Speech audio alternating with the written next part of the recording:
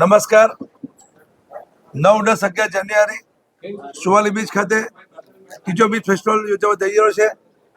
એમાં આ વખતે ખાસ કરીને ઓસ્માન મીર, આમિર મીર, ભૂમિ ત્રિવેદી, સાંત્વના ત્રિવેદી એમના જે મનોરંજનનો જે કાર્યક્રમ છે એ યોજવાનો છે.